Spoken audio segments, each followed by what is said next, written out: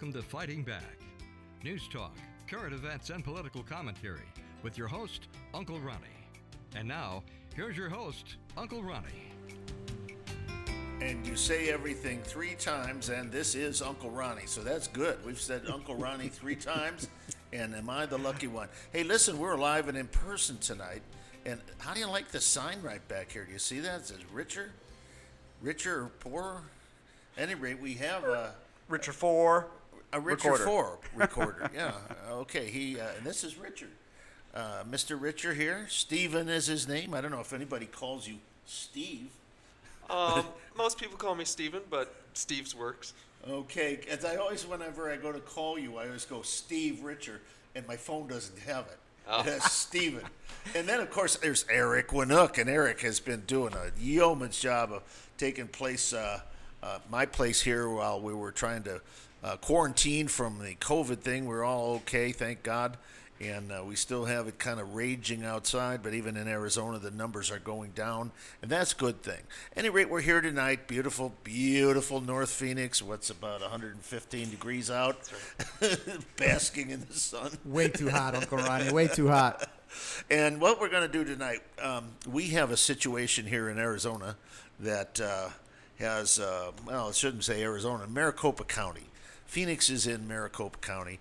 And we had for the longest time, Helen Purcell was our county recorder. She was a marvelous lady and did a good job. And even though she was a lifelong Republican, you didn't put anything over on her. She never did political favors, and that's the way it ought to be. You run as a Republican or a Democrat, but once you're in there, your job is to serve all people all over the county, and she did a great job. Well, one of the things that happened here was we got a Democrat in there, and for those of you that don't know, and I'm sure you all do, Unfortunately. you know that the word Democrat, in my opinion, is a nasty word. And we can go that if anybody was watching what was going on yesterday and today in the United States Congress. What a sorry sight. We had I don't know if you saw. I did.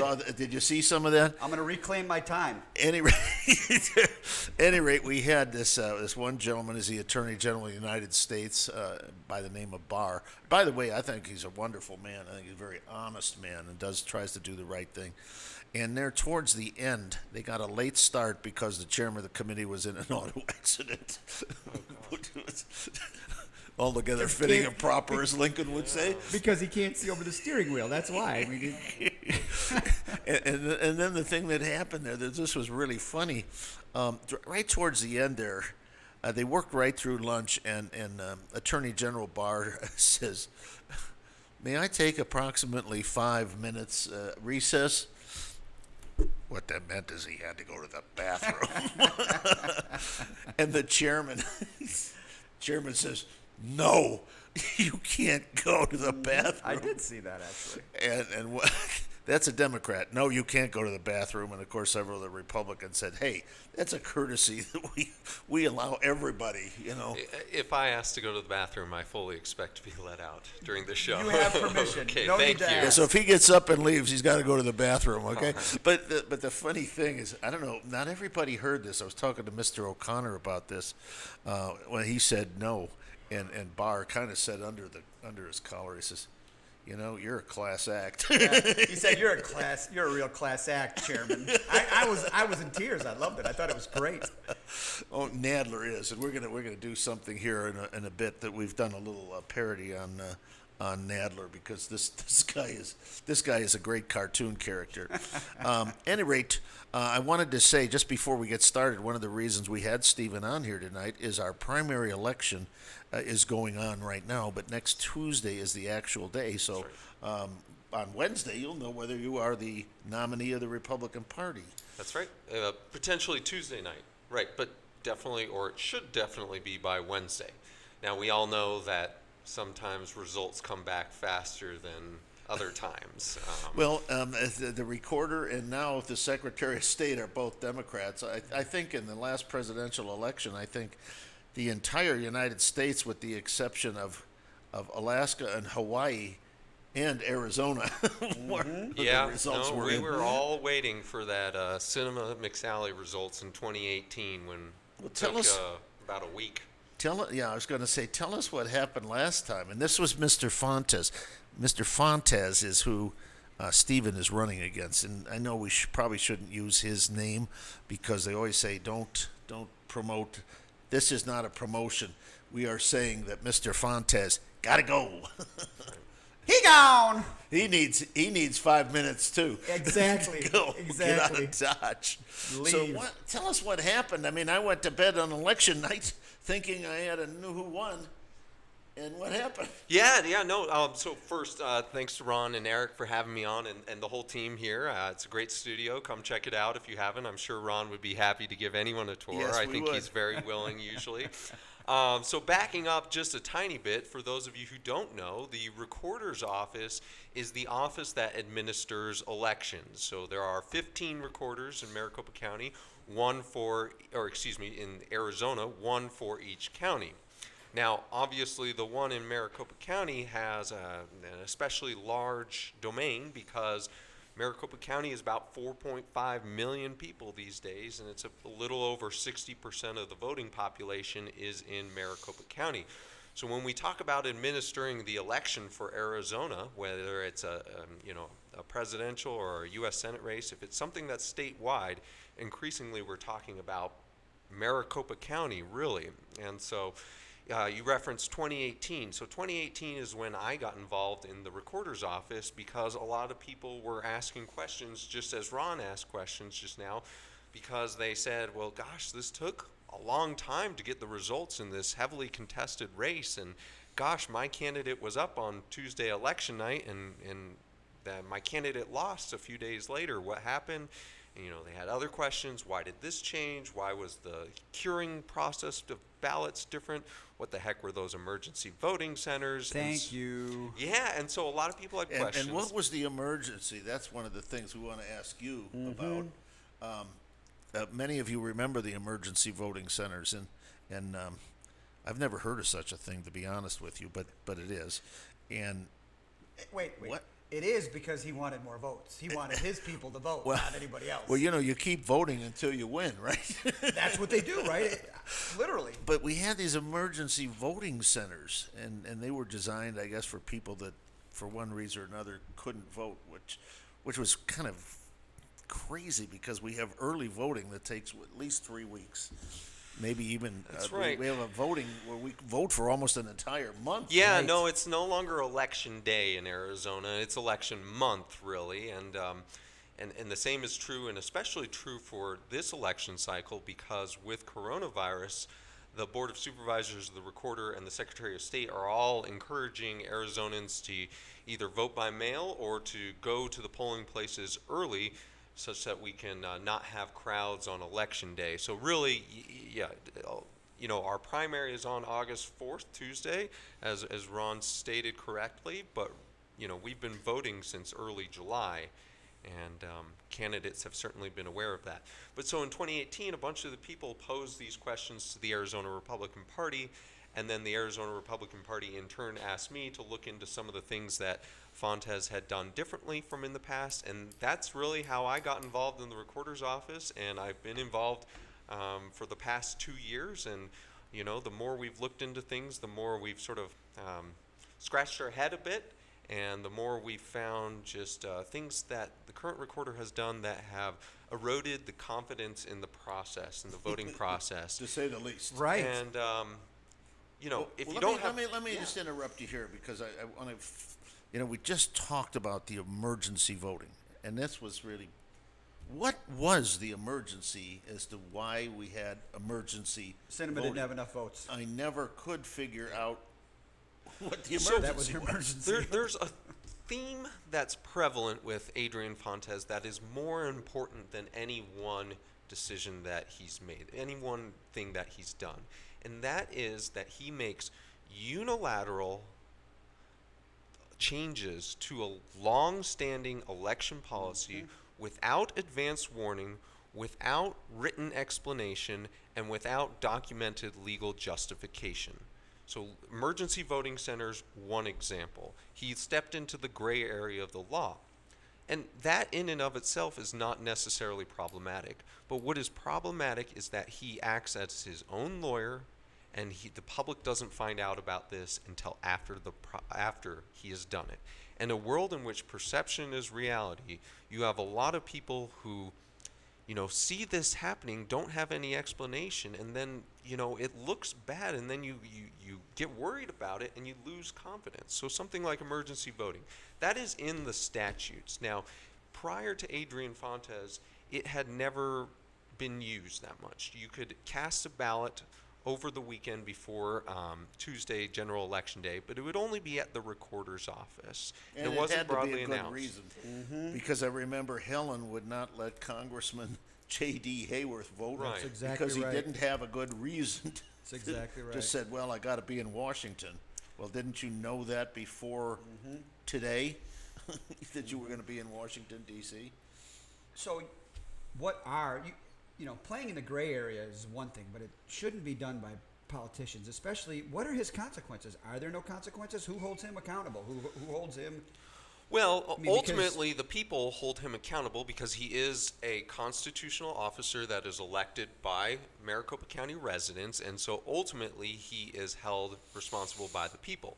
Now, the state legislature has a lot of power over elections. The Board of Supervisors has a lot of power over elections, and they have made some serious changes since 2018, since we exposed some of the things that Adrian Fontes did in the 2018 election. But I can tell you this extends beyond the Republican Party, and this extends beyond 2018. We can go back and talk more about emergency voting centers, but fast forwarding to March of this year, when we had the presidential preference election, it was Secretary of State Katie Hobbs, a Democrat, who said to Adrian Fontes, "Adrian, this is not within the scope of the law, what you are trying to do. Please stop." And ultimately, he ignored her, and ultimately, it took a temporary restraining order from the Attorney General to get him to stop that. So this is a man who is a law unto himself, seemingly, is extremely arrogant, doesn't listen to what others have to say, and thinks he always knows best, and think that these petty little things called laws are for us mere mortals, rather than people like Adrian Fontes. Let me just tell the audience here, we have a lot of people that are, from Arizona, but we do have people that watch from Asia. A lot of people from the Philippines like to watch. Americans, especially Republican conservative people, we consider our right to vote is a sacred honor. That's right. That's what, because we believe that is our way of steering our country the way we, the people, and we believe that it is our country to steer, and that the politicians actually work for us. We're the ones that tell them the direction we want the country to go in. And that's been violated. It's violated all the time, and it's violated more specifically by the Democrat Party. Well, so, without getting into the partisan politics of it, I think there's two important principles of government here that Adrian continuously violates, and that is rule of law. You have to follow the law. Nobody is above the law. It's there for a reason. And then two, separation of powers and like your limited government, in that the sense that I guess the colloquialism is stay in your lane, bro. And Adrian is somebody who does not stay in his lane. So go back to those emergency voting centers. In 2018, Adrian Fontes had. Whoops, are we on? Keep going. Okay. Yeah, we got about 30 seconds here, so just finish your thought if you can. I'll tell you what, let's just move on then to the break. Okay. And we got Well- Mr. O'Connor there. We'll come back to that, yeah. On the other side, I don't want you to get right in the middle of your thought, and then we're going to go. So, Mr. O'Connor, you take us out, but don't forget to bring us back. Okay, join us. We're fighting back, so you fight back too.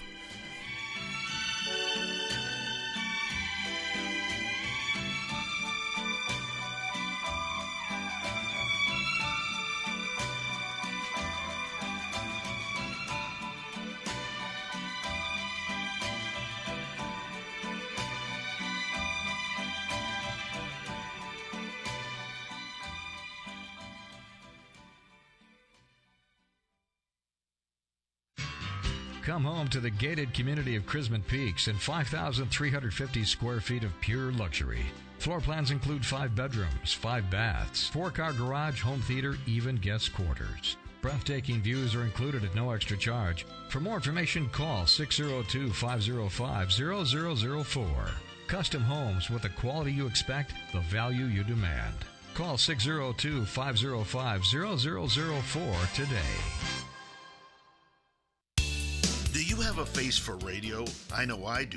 And when I found how easy it was to get started in an interesting, informative radio program, I jumped at the chance. Since AM radio program is being replaced by podcasting, you can even create your own programming from your home. Hi, I'm Ron Lutters, better known as Uncle Ronnie on my Fighting Back radio program. If you have a business, a hobby, or a passion and you would like to share that with others, then podcasting may be for you. With a strong desire, some talent, and a deep passion, you too could get your radio message on your very own radio programming on Hub Radio Phoenix Network. We have one of the best broadcast engineers in Arizona to help you every step of the way. If you are interested in the enjoyment of podcasting, call me at 602-677-1496 to discuss the effective and affordable way to own your very own radio program. That's 602-677-1496. China is the oldest culture in the world, with a written history dating back some 3,500 years. And even 3,500 years ago, China's civilization was old. What do they attribute their longevity to? Healthy eating. Put some longevity in your life and enjoy fine Chinese cuisine at Yao's Restaurant at 2487 South Gilbert Road in Gilbert. For takeout and catering, call 480-899-0308. That's 480-899-0308. Yao's Fine Chinese Cuisine. Hi, I'm Dr. Bob Marshall, PhD, host of Healthline. Join me live and hear the latest breakthrough information for you and your family. This month, Quantum Digest is on special. It's the most purified USP plant enzymes. No matter what you eat, it has the power to support its digestion. Buy 2 bottles, get the third one free. Call 800-370-3447.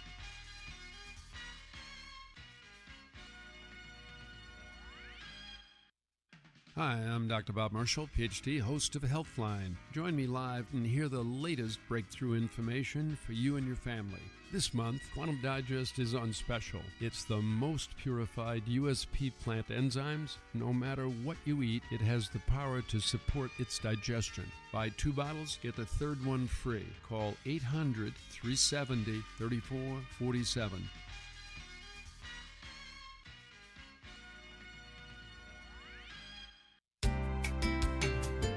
You're listening to Fighting Back. News talk, current events, and political commentary.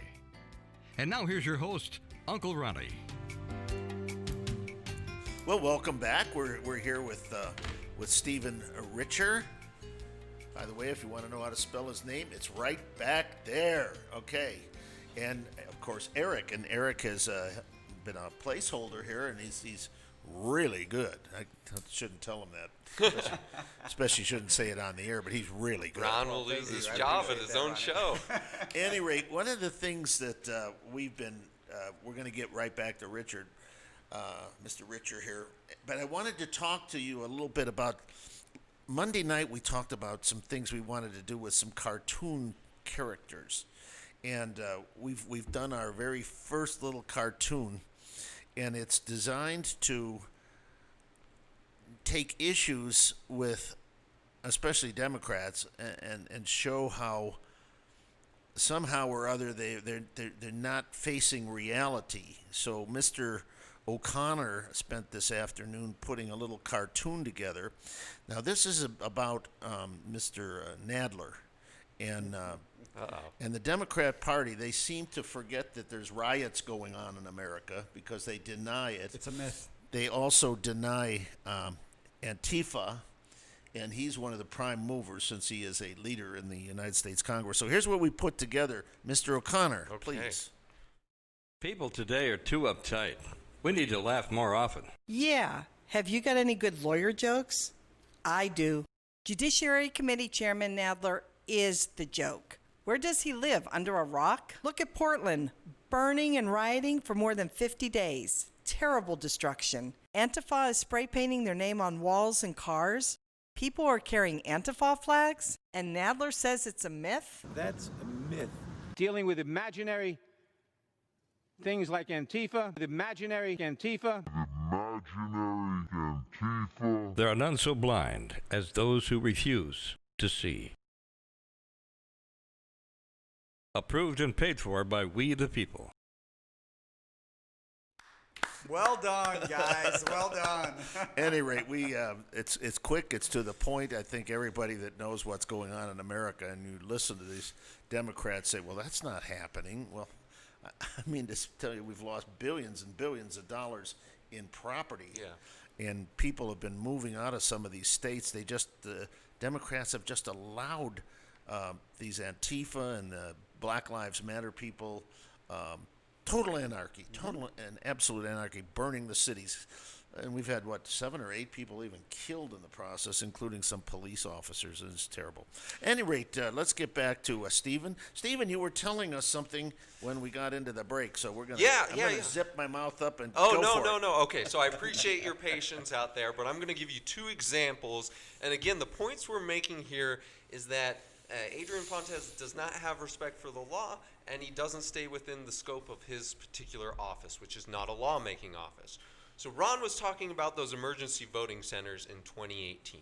Well, in 2018, prior to the election, Adrian Fontes had gone to the state legislature, which is the lawmaking body, of course, of Arizona, and he said, you know what, state legislature, we have 27 days of early voting. You can vote in person early, and that's great. However, currently, that cuts off at Friday at 5 p.m., and then it's closed for Saturday, Sunday, Monday, before general election Tuesday when it opens back up, and you can have in-person voting again.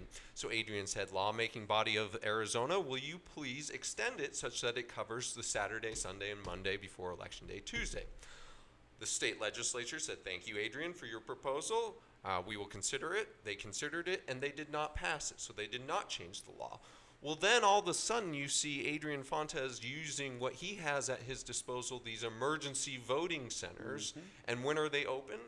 The Saturday, Sunday, and Monday before Election Day Tuesday. Opposed to what the legislature Completely against what the legislature. So and the legislature makes the laws. Right, and so you say you he can't violated change the law just by individual fiat. That's not how this works. So that was his fight with sort of the Republican side. Fast forward to March 2020.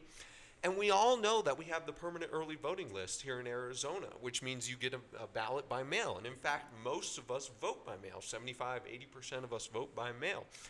But you have to, the current law says you have to request to be on the permanent early voting list.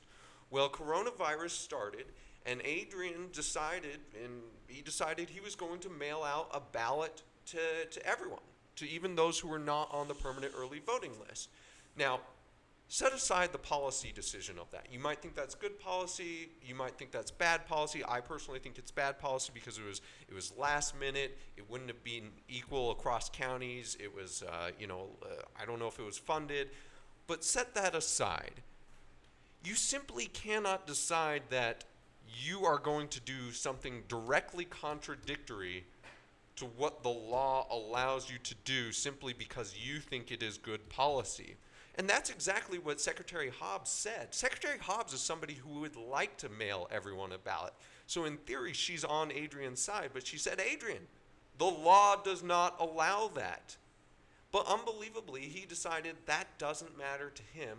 And again, he was going to do that until a temporary restraining order was issued by the Attorney General. So this is just something you have to have respect for the rule of law. If you do not have respect for the rule of law, then people are going to start saying, when else don't you have respect for the rule of law? What else are you doing that maybe the Attorney General isn't stopping you on? And that does not inspire confidence in the voting process.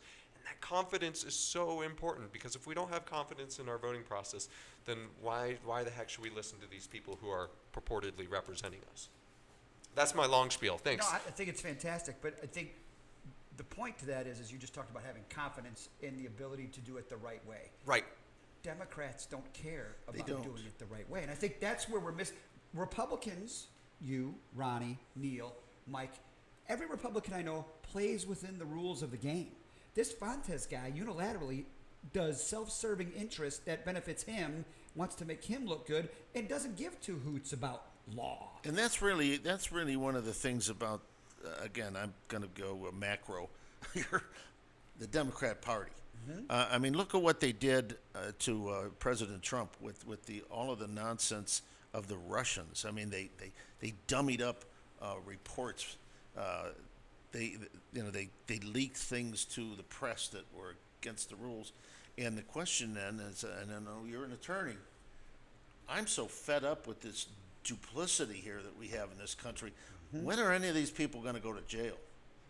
You don't have to answer that. Yeah, well, but I mean, But you should. Oh, okay. So there are undoubtedly Democrats that are exactly as you described. Unfortunately, that's we've seen some of them, but I'm not sure that all Democrats are there. And to those Democrats who are weighing this and considering this, I say to them, well, this is a sword that cuts both ways. So if you say, I'm okay with Adrian Fontes doing that because I think the objective that he was trying to achieve was a good one. And yes, he might have bent the laws a little bit, but he was trying to do something that was good. I say to them, put that same logical reasoning in the hands of President Trump. Do you like that? Do you like the idea that the president doesn't have to follow the law if he's doing what he thinks is good policy? Because guess what? You probably don't agree with President Trump on what good policy is, so you probably want those laws in there constraining him. And the same with any person in government. That's why we have laws. Every sort of apocalyptic or dystopian novel starts with, bad situation. The government asks for powers that originally it envisions to do good, to deal with this bad situation. Guess what? Then the government has a lot of extra power, and then it starts using it for some not so good reasons. Well, I'm going to go one step further than you. I don't like early voting. Nor do I. And I'll tell you why. You had indicated 27 days before the election, we start voting. 27 days. Lifetime. A lot of things can happen. Amen. And, I mean, I've seen it not here, but I've seen it in other states where candidates had actually passed away and they won the election. They had died for one reason or another, and they actually won the election. Or something comes out, that's rather embarrassing. Not that they robbed a bank or anything, but they did some things that were totally and absolutely unethical. Nobody knew about it, and then they end up putting them in a position of leadership in the country. Kind of sounds like a guy who ran for governor in Florida, drunken stupor, a couple of guys crack cocaine in a hotel room. I get you. Yeah. Stupid like that could happen, right? Well, wasn't it the mayor of Washington, D.C. back many There you years go. ago? No, exactly. and so Ron, if you're running an opposition research firm, I would say to you, release it 30 days in advance go, rather right. than 60 2 days before election day. Yeah. Most Arizonans seem to like early voting. It's something that the state legislature, again, the lawmaking body of Arizona, is going to continue to wrestle with. I would imagine if we have a Democratic majority in the Arizona State House, this will be something that will be brought up and attempted to be expanded. So stay tuned. Years ago, I used to be an auditor, which required me to travel a lot. Here's more music. But we had, at that time, absentee balloting, where I would go down to the county building and vote ahead of time if I knew I wasn't going to be here. It wasn't that big a deal. And for the privilege of living in America, it's worth spending a couple of extra hours. Yeah, well, look, my focus is going to be on accepting what is, and that is that we have early voting. I'm going to have to cut you off here because we're going to have to move along here. Sure thing. We're here with Stephen Richer and Eric Winook, and I'm Uncle Ronnie, and we're fighting back.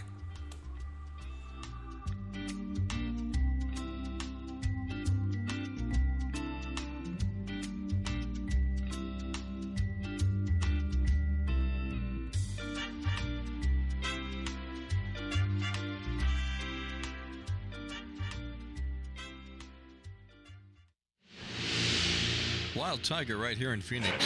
Whoa, big fella. Is reminding everyone to please give blood. By doing so, you may save the life of a child, surgery patient, or an accident victim. So give blood. It's safe, it's simple, and it's needed. That message courtesy of Wild Tiger at 2631 North Central Avenue in Phoenix, where they invite you in to enjoy the finest authentic Thai cuisine like Si Penang, Pad Thai, and ginger fish. Stop it or call 602-241-8995 for carryout. Wild Tiger is on the air because they care. I want to live better and do more for the environment. I just want to be healthy, but I don't even know where to start. I just subscribed to an awesome magazine called Green Living with great tips, events, and recipes that help me go green and live healthy. Green Living magazine will inspire you to make eco-conscious decisions for a healthy life and a healthy planet. Pick up Green Living today at Fry's, Whole Foods, and 500 other locations statewide. Or subscribe at greenlivingaz.com. Find us on Facebook, Pinterest, and Twitter. Live, work, and play green with Green Living magazine. Flynn's Flowers knows what the kid and you really wants. Hey, hold it down. The Flynn's Flowers snack pack is the perfect gift for anyone. Thanks, this is just what I need. Great. Now how about a kiss? Don't push it. Get a room. The snack pack has cookies, chips, pudding, nuts, and lots of other goodies. What's a goodie? Read your script, kid. See the snack pack live on the Flynn's Flowers website at flynn'sflowers.net. Order a snack pack today for that special. Thank you. Or send a snack pack to someone in the military. That's flynn'sflowers.net. Flynn's Flowers, the official florist of Air America Phoenix. The Flynn's Flowers snack pack. It's almost too big to eat. These are great. Got any more? What's that, number 9? flynn'sflowers.net. Order a snack pack today and charge it. Want a sucker? Bubblegum? That's flynn'sflowers.net. Can I get a snack pack? Sight is a very precious gift. If the quality of your eyesight is becoming a concern, see a world of difference at Family Eye Care Associates. With over a quarter century of experience in the Valley, Family Eye Care Associates offers complete diagnosis and treatment of cataracts, glaucoma, diabetes and dry eyes, and thorough retinal evaluations with dilated exams and retinal imaging. Specialized doctors, highly trained and certified technicians, licensed opticians, pediatric and geriatric care, contact lens fittings, and high-quality lenses and frames at prices you'll like. And as always, all of this comes with friendly, personalized service. We accept most insurances and have 2 convenient locations in both the East and West Valley. Give Family Eye Care Associates a call now. In Scottsdale, dial 480-419-3900. For the Glendale area, dial 602-843-2900. Family Eye Care Associates is a proud member of Vision Source, a network of premier eye care practices. You're listening to Fighting Back. News talk, current events, and political commentary. And now here's your host, Uncle Ronnie.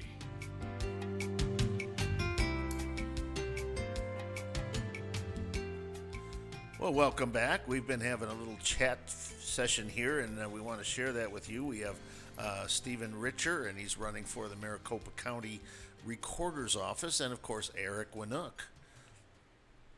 Always good to be with Uncle Ronnie. And yeah. Eric Winook is I don't know, you challenge me so well that I have to, I'm going to have to fight for this job here. I'm just waiting for you to retire and, head off into the sunset, right? So hand over the torch.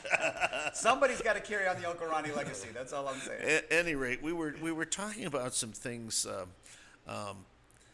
This man, Adrian Fontes, has been one that he has, quite frankly, just broken the law, and I don't know why he hasn't been punished severely for breaking the law, but that's another story.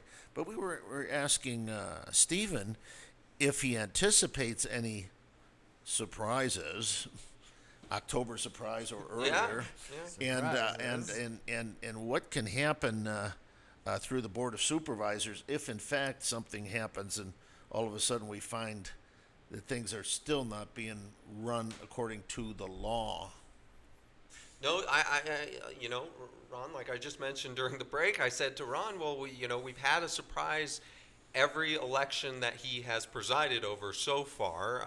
In March, it was, as we previously described, his attempt to mail out all the ballots. Prior to that, it was a unilateral last-minute change on ballot curing. Would it surprise me? No. Now, Clint Hickman, who is currently the chairman of the 5-member Board of Supervisors, who has gotten the Board of Supervisors a lot more involved in elections, sat Adrian down when they were planning out this election in a public session like a parent would to a child, and he said, Mr. Fontes, will we have any last-minute surprises? Will we have anyone going rogue? Or are we all agreed on this plan? And Fontes said, we're all agreed, so if he does it, he really threw this in the face of the Board of Supervisors, who already, I don't think, holds him in necessarily the highest regard. I'm getting that, by the way, that little clip from Mike. I'm going to post it on Twitter and tag Fontes and say, I'm holding you accountable, buckaroo, you know? Well, what I want to do is do something like that for Stephen. For Stephen, yeah. I think we've got enough ammunition there that we could do something rather interesting. I wanted to talk just a little.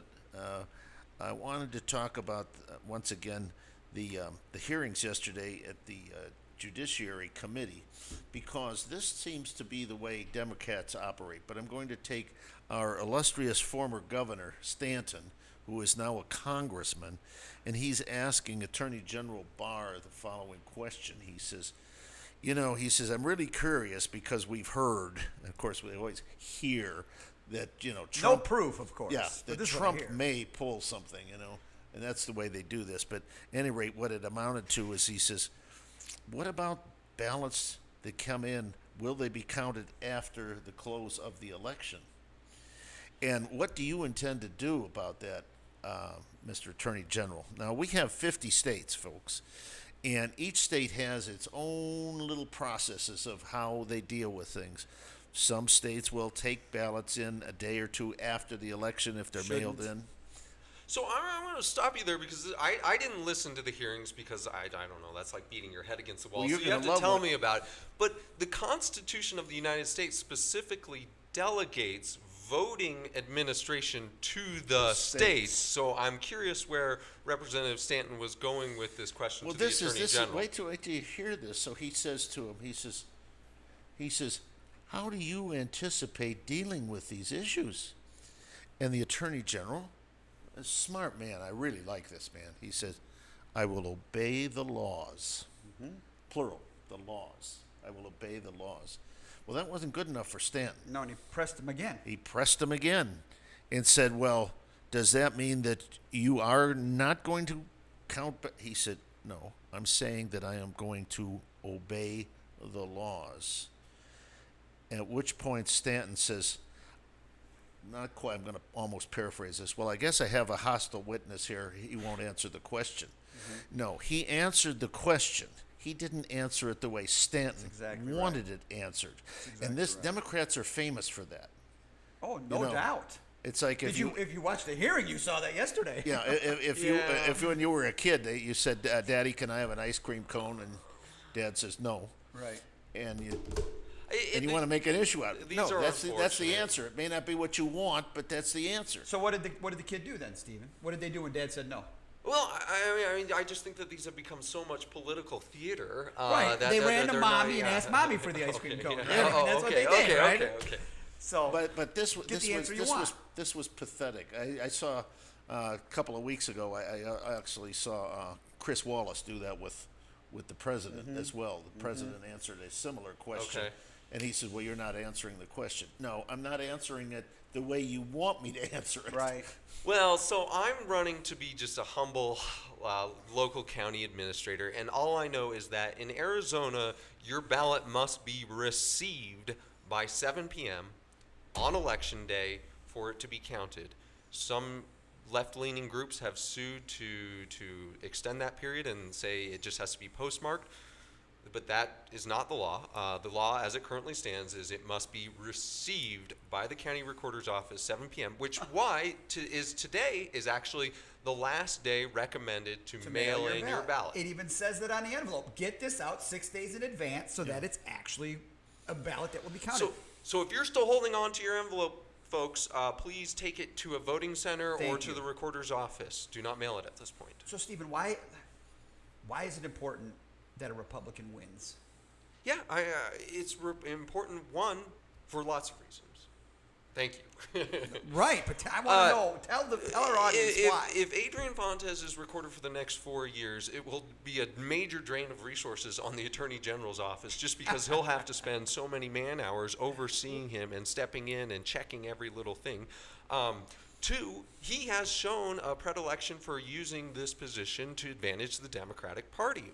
That's well documented from documents coming from his own office. Those so-called voter community outreach positions, right? Those are just de facto Democratic voter registration arms that are being paid for by taxpayer dollars. It's just they go for every one Republican or conservative event they go to 10 Democrat liberal wing ones.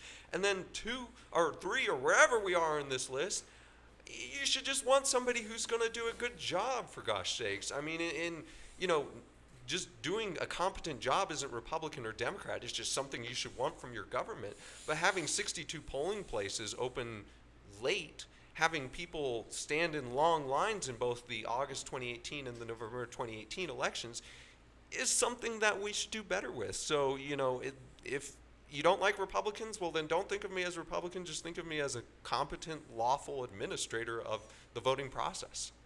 And I will tell you this, I've known... I first met you, I think, when you gave your report to the Maricopa County Republican Organization, and I think Jonathan Lyons and company hired you to do that, to do some research on that, and I believe I met you that particular day. And I have always known him, I've always known Stephen to be an upright individual, not exaggerating what the things were out there. It would be very easy for him to say, oh, well, gee, this, and this were wrong. But I've never seen him do that. He is, in my opinion, Eric, he just wants to do the right job for the right reasons. I hold my ballot very sacred, and I want it voted by me, and I want it counted the way I voted. Completely agree, Uncle Ron. Right, yep. Completely agree. And, to do anything else, to count things that shouldn't be counted or allow things that should not have gone on. And I believe, if I'm not mistaken, the emergency voting, they did not have the same rules. You see, in Arizona, we have to show a identification, and I don't believe in the emergency voting booths that they required. In 2018, correct. Now, the state legislature has changed the law such that if you show up in person early to vote, you have to show an ID of sorts, usually your driver's license.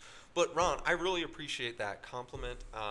That means a lot to me that Ron said I'm a straight shooter. And to be honest, to the extent that I've received any criticism from within the Republican Party, it's that you didn't take this far enough. You didn't bring Fontes' severed head on a platter to us. And look, could you do that? Why not? Why not? I assuming that's metaphorical, I appreciate sort of the passion and frustration behind that. But I want to be exactly what Ron just said. I want to be, if it doesn't have backing behind it, I don't want to say it because I think that voters deserve this office to be dealt with judiciously and fairly, and that means not jumping to conclusions that aren't yet established. So thank you. Excellent, thank you, Ron. excellent. No, I have noticed that. I've been quite impressed at how well you've run a campaign. You're everywhere, and I've never known you to brag. You're just the facts, man. Well, yeah. Well, the good campaign. Old Sergeant Friday used to say, just the facts. Yeah, just the facts. Yep. The other thing I wanted to talk about, and we'll probably go into a break before we really get into this, and that is the money that is being spent for some of these offices. Yeah. And here we go. We're going to go in for legislative. Most expensive state legislature primary in the history of Arizona is LD15. Right here, and Eric and I are members, and I've got some numbers here, folks. So when we come back, we're going to find out the ugly truth about a $24,000 a year job and how much money some people are willing to pay for a $24,000 a year job. We'll see you on the other side. We're fighting back, so you fight back too.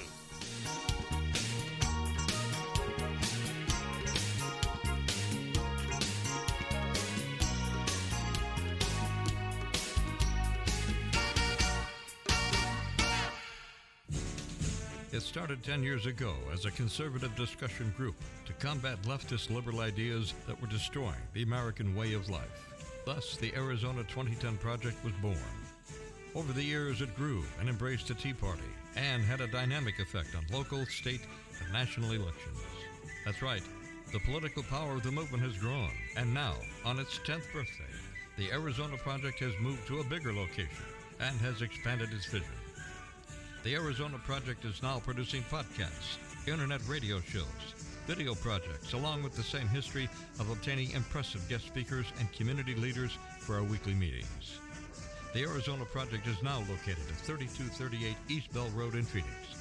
For more information, call 602-677-1496. That's 602-677-1496. Please join us to promote the American values that have made this nation great and will continue to make it great. The Arizona Project, celebrating 10 phenomenal years. Secrets of the Telephone Company and the Benefit of Pain. An all-new high-tech telecom thriller by Seth Friedman, filled with mystery, intrigue, and murder. You are authorized to complete your mission.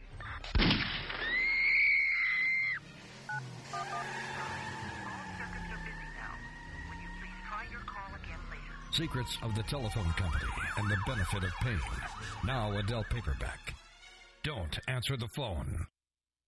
Hi, I'm Dr. Bob Marshall, PhD, host of Healthline. Join me live and hear the latest breakthrough information for you and your family. This month, Quantum Digest is on special. It's the most purified USP plant enzymes. No matter what you eat, it has the power to support its digestion. Buy 2 bottles, get the third one free. Call 800-370-3447.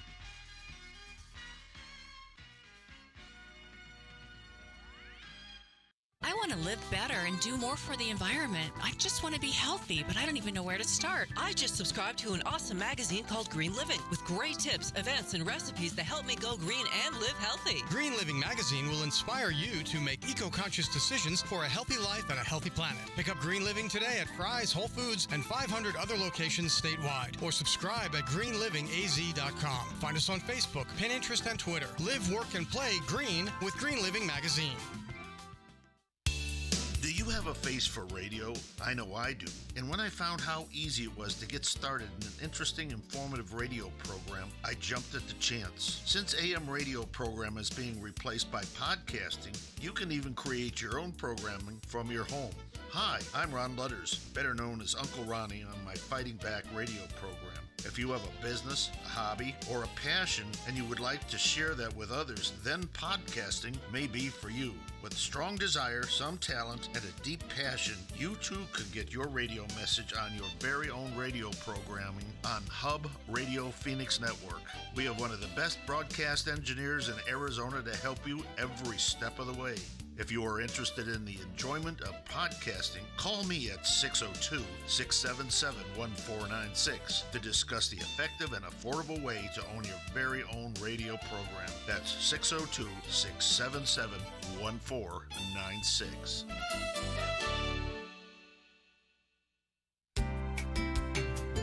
You're listening to Fighting Back. News talk, current events, and political commentary. And now here's your host, Uncle Ronnie.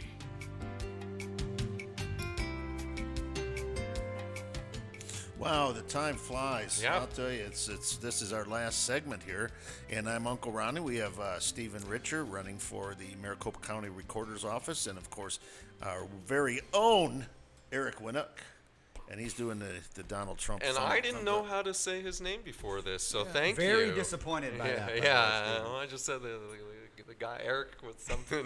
W. There you go. It's like Eric. We wanted to talk about a couple things, but I wanted to talk about money and politics, which is ridiculous. We have an LD 15, of which Eric and I are members, and of course, Mr. O'Connor. Thank you for running this board here, and Mr. O'Connor's in LD 15 as well. And we have one heck of a race between two Republicans. One is a DID, which I call a Democrat in disguise, and that's Heather Carter. Yep. And then the other is Nancy Bartow. So I have some of the spending here, And these are independent expenditures, not by the candidates, but these are by organizations that want one or the other candidate. And when you put money into these candidacies, you can put them in favor of a candidate or against a candidate. Now, you're not going to believe the number I'm going to throw you. There are people that do not want to see Nancy Bartow elected. She is a good conservative. She needs to be elected, so when you guys vote, don't forget to vote for Nancy Bartow. Amen. Any rate, this job pays $24,000 a year. That's 20000. Okay. Now here's the money that has been spent against her to date, and it will go way up when they finally get Yes, sure, no final doubt. financial reports coming in. $239,915.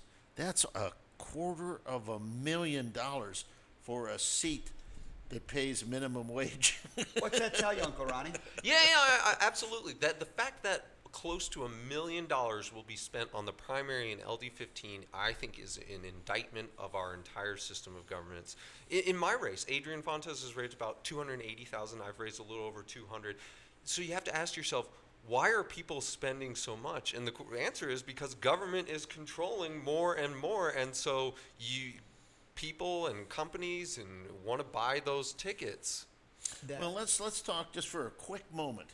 Remember, we had a president of the United States that was a community organizer, which doesn't pay a lot, by the way. And No, this it man, doesn't. if he made probably $50,000 a year, now granted that was a few years back, but $50,000 a year, that was Barack Obama. He is now retired on a job that paid well. I mean, 400,000 or 450,000. But it didn't pay. But he is now worth $178 million. So somebody's on the take somewhere, and a lot of favors are being given to people to amass that kind of money. Now, Donald Trump. It's interesting for those of you that are not in the United States. Donald Trump is a billionaire. And believe it or not, he does not take money to be president of the United States. His salaries are given to various charities and various organizations. And more power to the man. I think that's a wonderful thing if you don't make the money to spend it on the needy or on education and so forth. For the vets, he's donated his salary to the vets. Vets and national parks and so forth. Anyway, let's get back to Stephen. We were talking about some of the things in this particular race. We know why you need to win this race, but there's a number of issues out there that are just always left hanging, and one of them is what motivates people to go outside the purview of the law. Maybe this is an unfair question, but you as an attorney may be able to. What would motivate a guy to go outside of the laws? And if I'm not mistaken, Fontes is an attorney. Yes, he is an attorney. So he knows the value of the law. Yeah, but I mean, this is a many million-dollar question that far extends beyond the recorder's office. Certainly, the federal government. I don't think people from the 1950s would recognize the federal government today. The federal government does so many things, or here even locally in city of Phoenix. We have City of Phoenix resident over here. The idea that government provides the light rail transportation. Previously, that would not have been thought of as a part of the domain of the City of Phoenix government. And so, what do they say? Power is the greatest aphrodisiac. I think people just like to take more and more and more.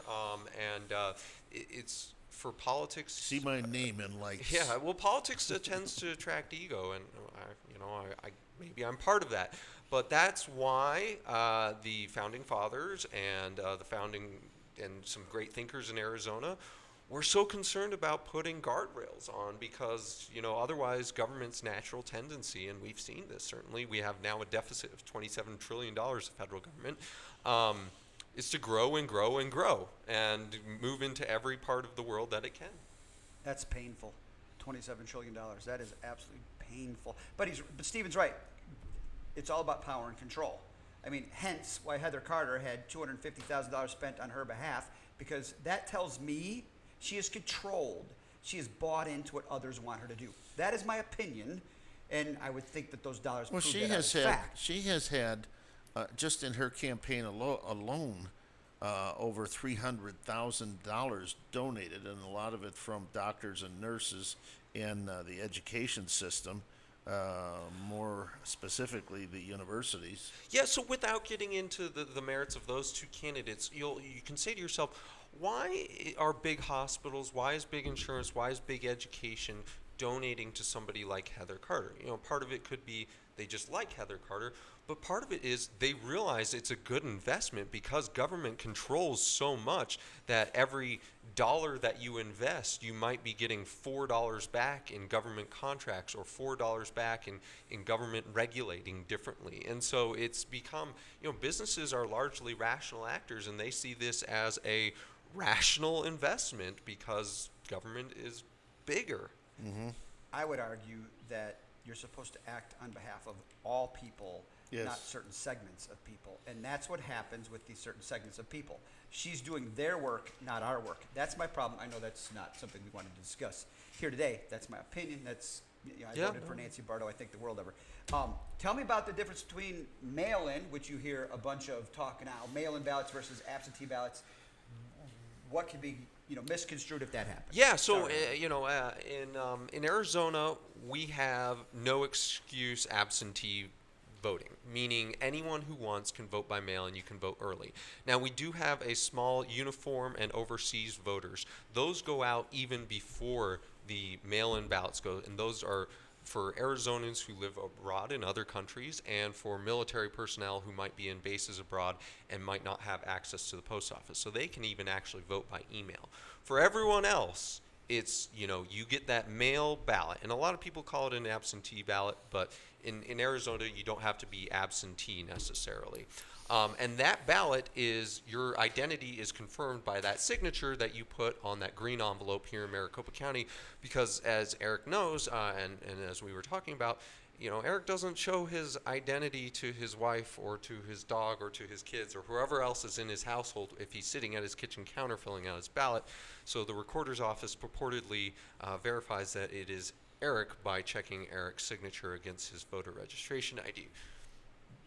I wanted to talk about something. We just have a few minutes left, but there was something that has come up that is vitally important. Yesterday, there was a series of doctors that met on the steps of the U.S. Supreme Court, and they were not wearing masks, and they were talking about a drug, hydrochloroquine, that has been very controversial and they have some they call proof that it is valuable to use as a prophylactic for this dastardly virus that we're all sustaining around the world. And they gave some pretty good arguments, and many of them I bought into. Unfortunately, there were people and interests, probably Big Pharma being one, that hydrochloroquine costs about 58 cents a tablet. Mm-hmm. Okay, and it's been around forever. Now, on your screen, you're going to see something that I found this afternoon. Dr. Fauci approved hydrochloroquine 15 years ago to combat coronaviruses. Now, this was the SARS virus, which was a form of the COVID. The COVID, yeah, and now we just found out a little earlier this afternoon that the head of the Republican Party here in Arizona, Dr. Kelly Ward, is an MD. She posted this video about this, and it's been taken down by most of it's taken down by Twitter. I think it was taken down by Facebook, Instagram. Took all of this stuff down. Now I'm not big into censorship. No. And I'm very upset over it. But she was put in Facebook jail for 30 days. I guess you can't post anything. Listen, here we are. We're at the end of the show. Don't forget to vote in the primary for Mr. Richer here. Thank you. And in the general election. And we'll be seeing you again on Monday and Wednesday. We're going to talk about the election coming up. And on Wednesday, we're going to tell you who won and why. Okay? So... Steven, thanks very much, guys, for having me here. I understand they had Steve Chukri recently, who's fabulous. So check out the archives of these guys, and thank you. Appreciate it. Thank you, Mr. O'Connor. and Mr. Ludders. Uncle And Ronnie. where's the other? And Neil DeSante. Hey!